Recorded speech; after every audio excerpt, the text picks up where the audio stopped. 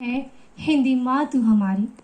नमस्कार आदरणीय निर्णायक मंडल, उपस्थित शिक्षक गण एवं प्रबुद्ध श्रोता वर्ग। आज मैं आयुषी बोरदिया, हिंदी विभाग की शोध छात्रा, आज के विषय के विपक्ष में अपने विचार प्रस्तुत करने जा रही हूँ। महोदय, हम हिंदी को अपनी माँ कहते तो हैं, पर शायद मानते नहीं हैं।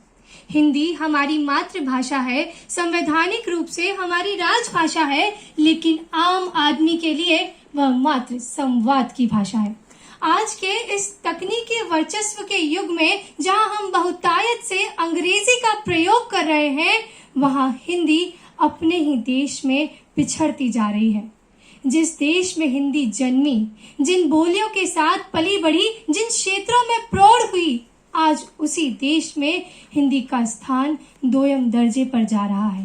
अरे, जिस देश में हिंदी के लिए 2 दबाएं शुरू होता है, वहां हिंदी आज केवल पाठ्यक्रम का एक विषय मात्र बनकर रह गई है। हम हिंदी बोलने में घबराते हैं, हिंदी अपनाने में सकुचाते हैं, और विडंबना तो ये है कि विश्व के बड़े बड़े प्रख्यात विश्वविद्यालय हिंदी में अध्ययन अध्यापन का कार्य कर रहे हैं, और हम हमारे ही देश में अंग्रेजी माध्यम विद्यालयों में पढ़ रहे हैं। और ये मैं नहीं, ये तो आंकड़े कहते हैं कि विश्व में हिंदी प्रयोक्ताओं की संख्या लगभग 60 से 70 करोड़ है, और जबकि हमारे ही देश में 125 करोड़ देशवासियों के इस देश में हिंदी बोलने वालों की संख्या मात्र 50 करोड़ या 45% है। और इस पर भी मेरे प्रतिपक्षी साथी यहाँ पर हिंदी के हिमायती बने हुए हैं, तो मैं पूछना चाहती हूँ इन सब से कि क्यों आज अंग्रेजी माध्यम के विद्यालयों में हिंदी माध्यम से अधिक बच्चे पढ़ रहे हैं? क्यों कोस कोस पर पानी बदले 4 कोस पर बहने वाले देश में हिंदी की बोलियों की प्रयोक्ताओं की संख्या लगातार घट रही है? क्यों हमारा प्रबुद्ध पाठक वर्ग आज हिंदी को छोड़कर अन्य भाषाओं की तरफ आकर्षित हो रहा है?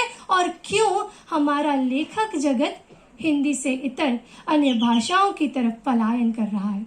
कारण है हिंदी के प्रति हमारी मानसिकता, और इस मानसिकता में बदलाव सिर्फ एक दिन का हिंदी दिवस मनाने से नहीं, रोज हिंदी को अपनाने से आएगा।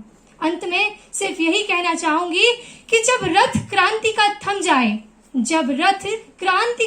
जाए, चिंतन पर काई जम जाए, तो समझो पीढ़ी हार गई, पूर्वा को पछुआ मार गई।